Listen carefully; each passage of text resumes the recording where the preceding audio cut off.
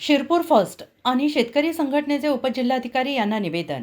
जानेवारी महिन्यात शिरपूर तालुक्यात झालेल्या गारपीटग्रस्त शेतकऱ्यांना वाढीव नुकसान भरपाई तात्काळ मिळावी। थकीत पीक विमा मिळावे। 2 एप्रिल रोजी शिरपूर तालुक्यातील 30 गावांमध्ये अवकाळी पावसामुळे नुकसान झाले होते। या शेतकऱ्यांना वाढीव नुकसान भरपाई मिळावी।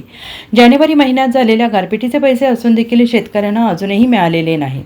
100% नुकसान झालेले होते। 2 दिवसात पंचनाम्याची प्रक्रिया देखील संपली होती, तरी अद्याप पैसे हाती पडलेले नाहीत। या विषयाचे निवेदन शिरपूर फर्स्टच्या वतीने देण्यात आले।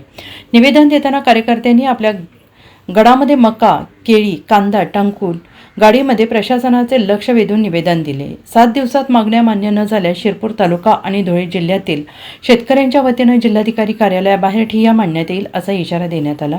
यावेळी शिरपूर फर्स्ट आणि शेतकरी संघटनेचे कार्यकर्ते उपस्थित होते। या शेतकरी कार्यकर्त्यांचा मुख्य हेतू शेतकऱ्यांच्या नुकसानीचा मोबदला फक्त कागदावरच राहू नये म्हणून होता। आज शिरपूर फर्स्ट व क्रांतिकारी शेतकरी संघटनेच्या वतीने धुळे जिल्ह्यातील उपजिल्हाधिकारी यांना निवेदन देण्यात आले की शिरपूर तालुक्यामध्ये जानेवारी महिन्यामध्ये जोरदार गारपीट झाली होती। यामुळे भाटपुरा, अजनाळ, सावे, रोणाते या परिसरातील शेतकऱ्यांचे पीक अक्षरशः उद्ध्वस्त होऊन गेले होते। आणि जर का बघितलं की 3-4 महिने उलटूनही प्रशासनाने त्याच्यावरती पॅकेज जाहीर करूनही अजूनही शेतकऱ्यांच्या खात्यावरती पैसे पडलेले नाही।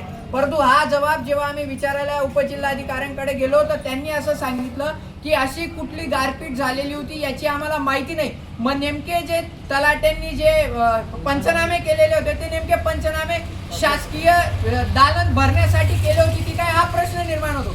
आणि त्यानंतर जेव्हा 2 एप्रिलला आता अवकाळी पावसामध्ये धुळे जिल्ह्यातच नव्हे तर शिरपूर तालुका, धुळे जिल्हा बऱ्याच ठिकाणी अवकाळी पाऊस झाला।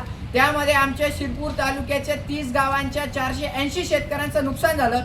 जिल्ह्यातल्या अनेक शेतकऱ्यांचं नुकसान झालं, परंतु त्याच्यावर अजूनही अद्याप शासनाने कुठली कारवाई केलेली नाही। फक्त पंचनामे करून घ्या एवढंच प्रशासनाचं उत्तर आहे। पण मग पंचनामे केल्यानंतर वाढीव नुकसान भरपाई देण्याची ताकद ही प्रशासन करत नाही आणि शेतकऱ्यांना फक्त कर्जबाजारी ठेवण्याची भूमिका यांची आहे। हेच आजच्या निवेदनातून आम्ही बघितलेलं आहे आणि निवेदनाच्या माध्यमातून आम्ही त्यांना कळवलंय की जर का 7 ते 8 दिवसात प्रशासनाने याच्यावरती त्यांची भूमिका जाहीर केली नाही तर 7व्या-8व्या दिवशी धुळे जिल्ह्यातील शिरपूर तालुक्यातील हजारो शेतकरी या धुळे जिल्हा अधिकारी प्रांगणात येतील आणि ठिय्या मांडल्याशिवाय राहणार नाही।